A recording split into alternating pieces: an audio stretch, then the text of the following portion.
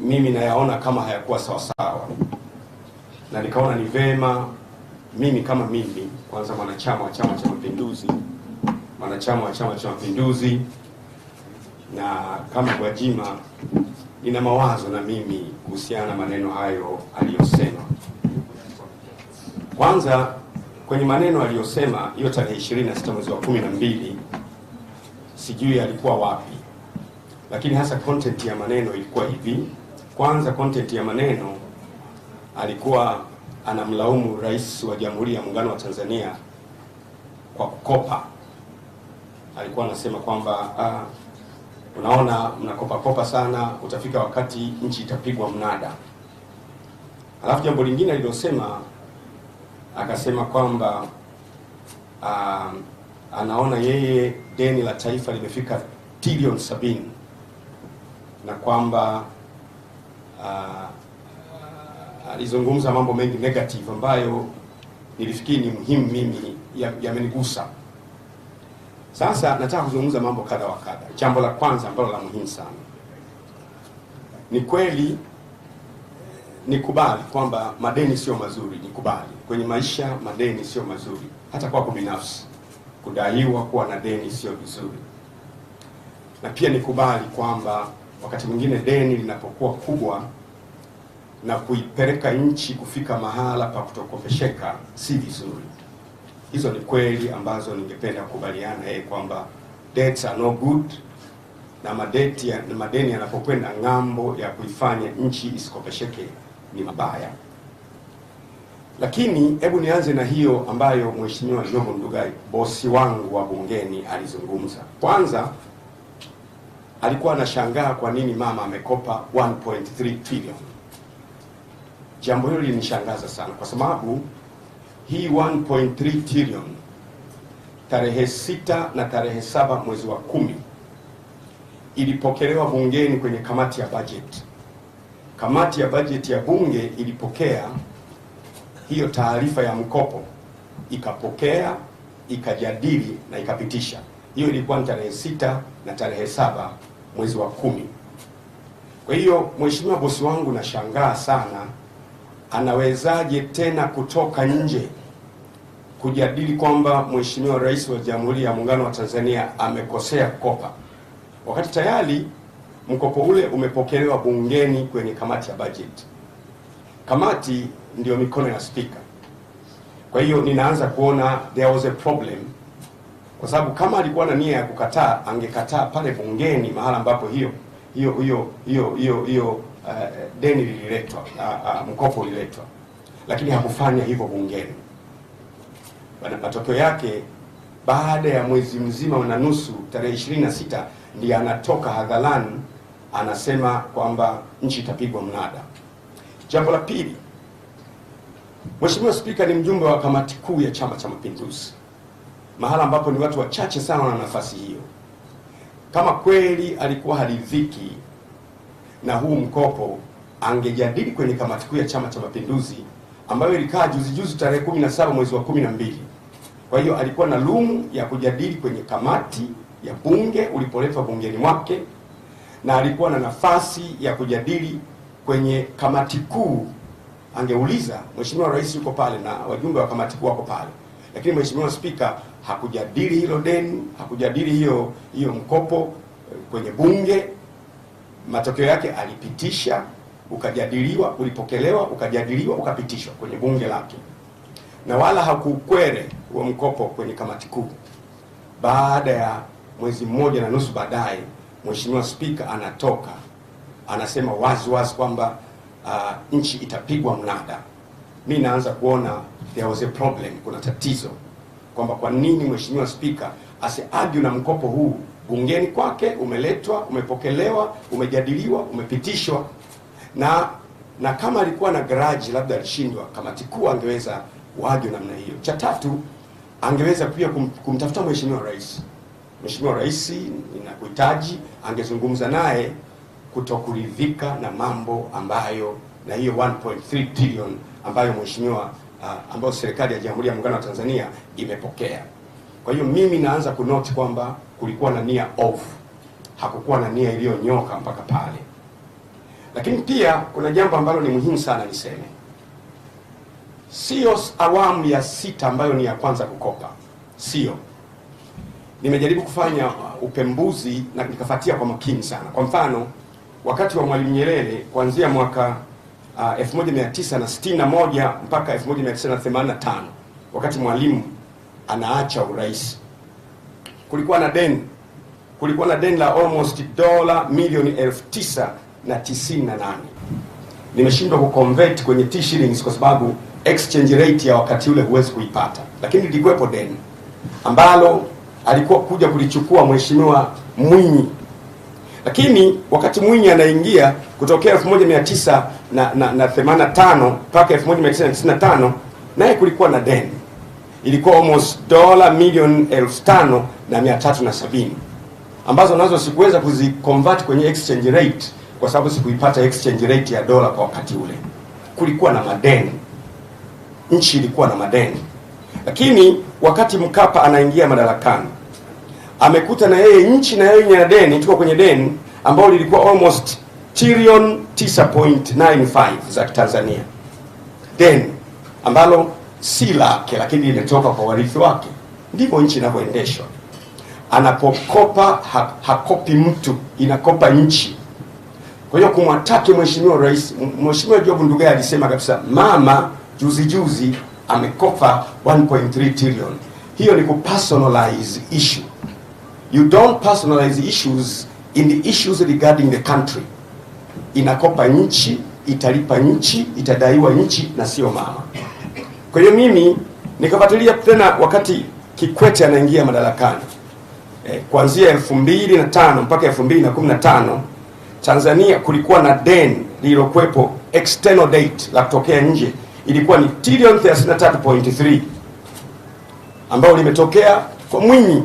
Lakini haitoshi, wakati Magufuli anaingia madarakani kulikuwa na deni pia trillion 56.15 ambao limetokea kule.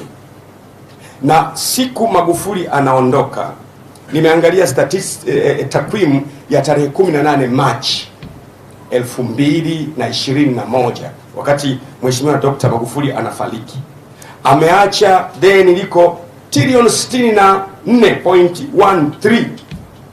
Ameliacha hapa. Asamani, wakati Magufuli anafariki ameacha 56.15. Kusahisha hapa, wakati Magufuli anafariki Machi ameacha 56.15 deni la nchi. Ndio siku anafariki trillion. Sasa unakuja kumshangaa speaker anasema hivi, mpaka sasa hivi deni la nchi ni trillion 70, kana kwamba hizi trillion 70 zimekopwa na Mama Samia Suluhu Hassan. Anabebesha mama mzigo wote wa madeni kule ya nyuma, as if mama mwenyewe ndiye alikopa. This is not right. Sasa by March hii kufika mpaka Disemba hii, ukiangalia hata jumla ya deni ambayo serikali ya awamu ya 6 imekopa ni kidogo tu. Sasa ni kitu gani kilikuwa kinamfanya Mheshimiwa Spika kwanza ang'ang'ane kumbebesha mama madeni yote ya trillion 70 wakati ni mtiririko wa madeni kutokea mwanzoni? Kitu gani kilikuwa kinamfanya Spika asikatae huu mkopo ulipofika bungeni? Kitu gani kimemfanya Mheshimiwa Spika, bosi wangu, asizungumze kwa habari ya kudinai mkopo kwenye kamati kuu au kwa njia nyingine? Mimi naweza kunote jambo la kwanza ambalo mimi na note. Bahati mbaya sana wenzangu wanapenda kusema uongo. Mimi wasisemi uongo. Nasema siku zote ukweli ni kama kisu cha daktari chenye lengo la kupasua na kuleta tiba. Uongo ni sawasawa na dawa ya kuondoa maumivu inayokuondolea maumivu kwa muda, baadaye unakufa polepole. Truth is God. When you say the truth sets you free. Kweli na kuweka huru. Kwa hiyo mimi naanza kunoti nia ya Mheshimiwa Spika haikuwa nzuri.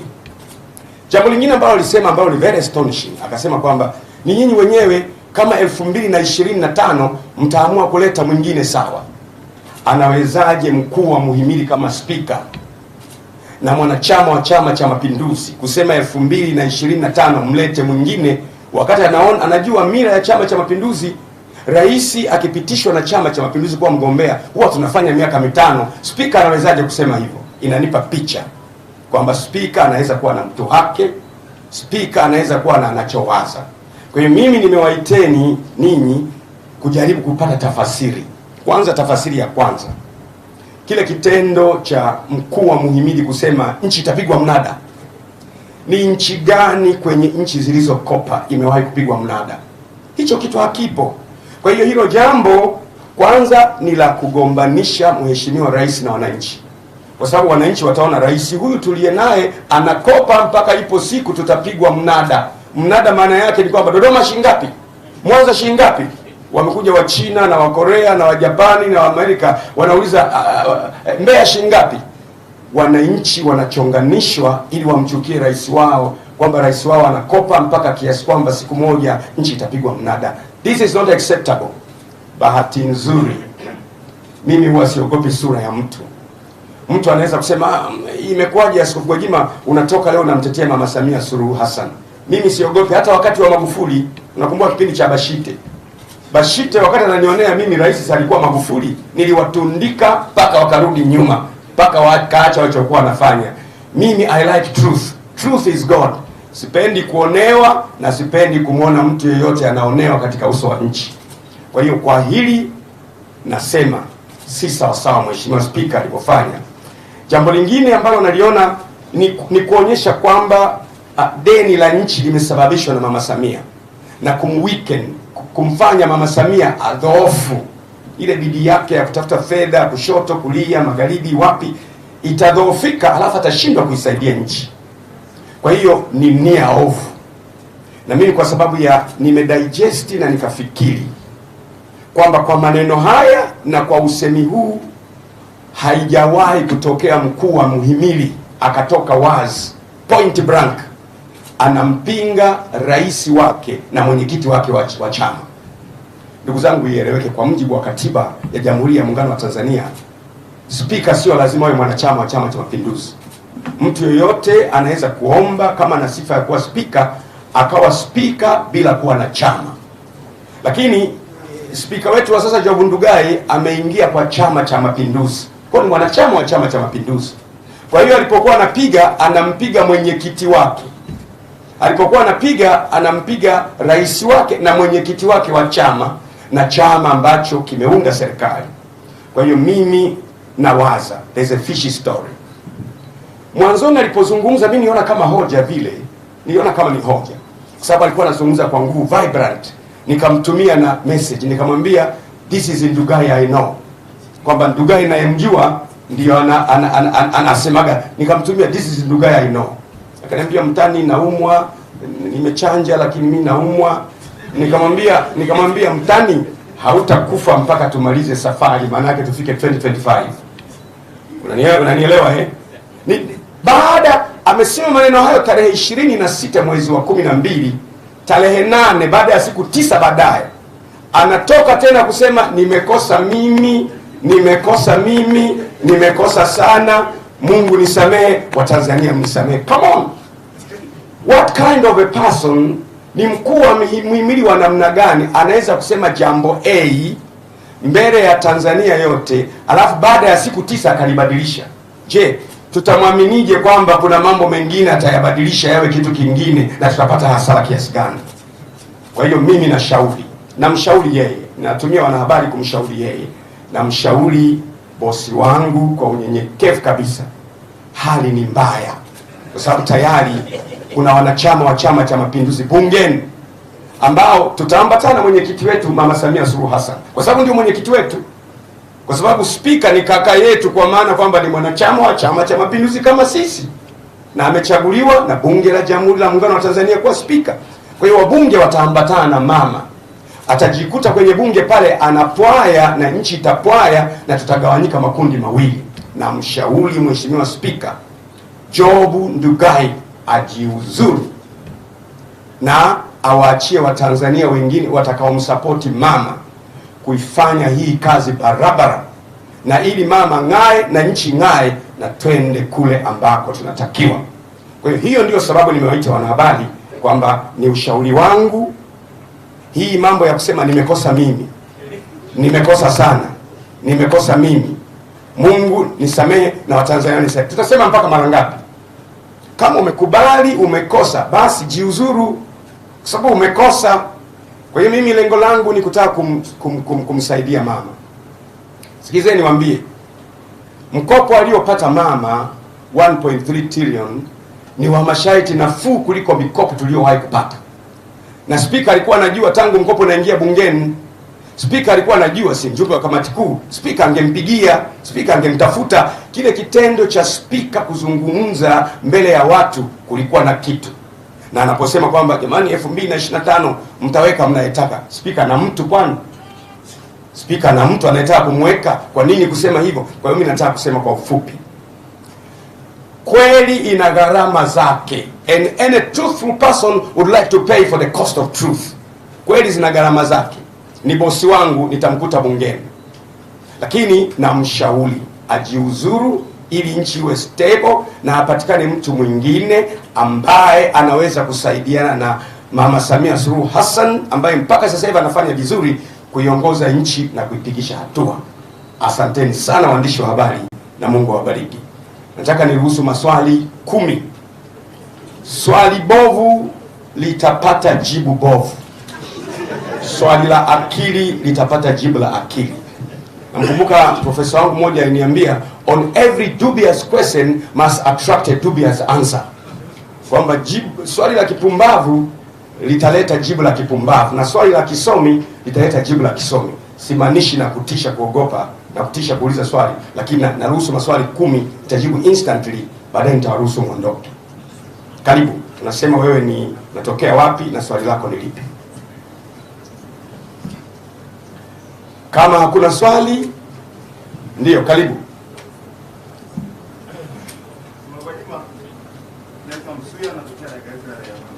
Msuya unatokea gazeti la Raia Mwema, karibu.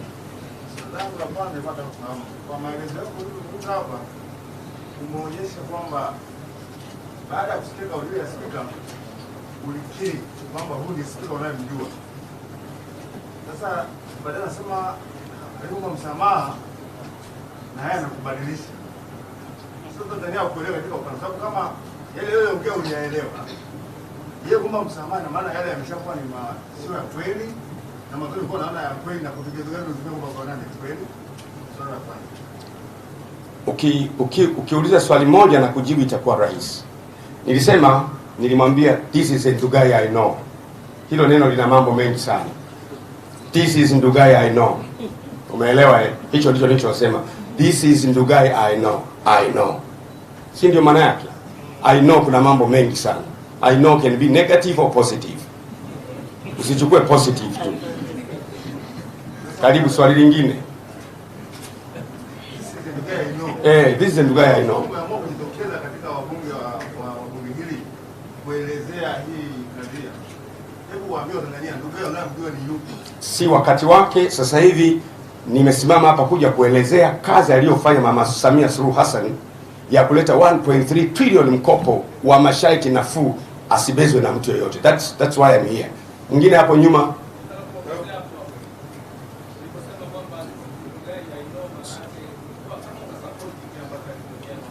Wewe ndio umesema, lakini mimi nilisema this is Ndugai I know. Swali lingine.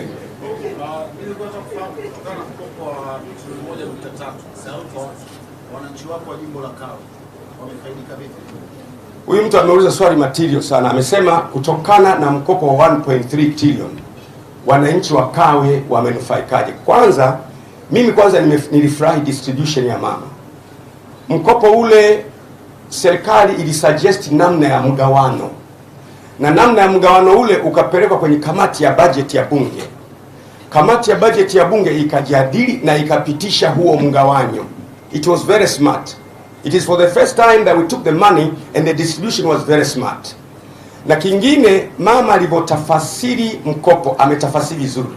Anasema kama ni mkopo wa COVID, basi tujenge mashule, kuwe na madarasa mengi, ili kitokea social distancing, wanafunzi wakiwa na madarasa mengi wanaweza kupata social distancing. Cha pili, tujenge mahospitali ili panapotokea COVID watu watibiwe. Cha nne, tununue vifaa tiba inapotokea wagonjwa hawa wakatibiwe. Kwa hiyo difference ya tafasiri yake ya mkopo ilikuwa nzuri, tofauti na nchi zingine ambazo wananunua mkopo maski zote. Lakini this person, kwa maana ya rais, tafasiri yake ya mkopo uende wapi imeleta mantiki sana kwa mkopo na kwa watu. Kwa hiyo Kawe tumejenga mashule, madarasa ya kutosha, mengi hujawahi kuona kuliko wakati wowote. Kwa hiyo this is why I say ni vibaya kubeza hiyo 1.3 trillion ambayo imepitishwa na bunge la Mheshimiwa Ndugai. Mtu wa tano. Mimi naitwa Alpha Wao, natokea TBC. Unaitwa? Naitwa Alpha Wao, natokea TBC. Alpha Wao, natokea TBC. Karibu swali. Kwa kuwa Mheshimiwa Job Ndugai ameomba msamaha na nyinyi viongozi wa dini mmekuwa mkihubiria juu ya msamaha, huoni ni nafasi yako kumwombea pia msamaha na akasamehewa? Swali lako ni kwamba kwa kuwa Job Ndugai ameomba msamaha na mimi ni kiongozi wa dini ambaye msamaha ndiko unaishi, kwa nini sasa si wajibu wangu kumwombea msamaha Job Ndugai? Nataka nikufundishe kanuni ya msamaha. Ukimsamehe mtu sio lazima muwe wote tena. Mnaweza kusameheana na mkasema tumesameheana ili tusiumizane, tusiwe pamoja. Na hiyo ndio na shauri. Msamaha ule umepokelewa na hisi, lakini na mshauri asiwe pamoja na Mama Samia Suluhu Hassan. Swali la 8. La 6. Bado 6 tu, sawa. Hata ukisema la pili mimi najibu yote. Ndio la 6 kaka. Unatokea Machomita Online TV. Karibu. Macho Media. Macho Media Online TV. Karibu swali. Swali langu kwamba nilikuwa nataka nijue kuna uhusiano wote katika kazi yako ya utumishi na kile kinachoendelea, kwa sababu na wewe pia ulipewa suspension kufika kule bungeni. Kwanza ni noti. Hakuna uhusiano kati ya mimi kuzuiwa kwenda bungeni na Job Ndugai kumsemesha Mheshimiwa Rais asiyofaa, kwa sababu mimi sijamtuma. Unaelewa eh? Hakuna uhusiano. You cannot connect the two. Kwa hiyo it is not related. Mwingine wa 7 sasa. Wa 7 pale ndio.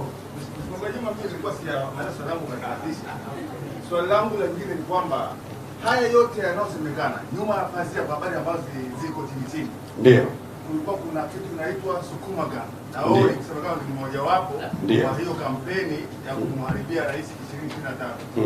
Labda unaweza kusikia namna gani unahusika na hiyo kampeni kama Ndugai anapohusika? Ameuliza kwamba kulikuwa na Sukuma Gang ambayo kazi yake ni kumharibia Mheshimiwa Samia Suluhu Hassan, na unaniambia kwamba na wewe unasemwa ndio kiongozi wa Sukuma Gang. Sasa ndio nina proof sasa kwamba mimi sio kiongozi wa Sukuma Gang. Ndio maana namtetea Mheshimiwa Rais. Nimekuthibitishia sasa. Mwingine wa 9. Ongea kwa sauti brother.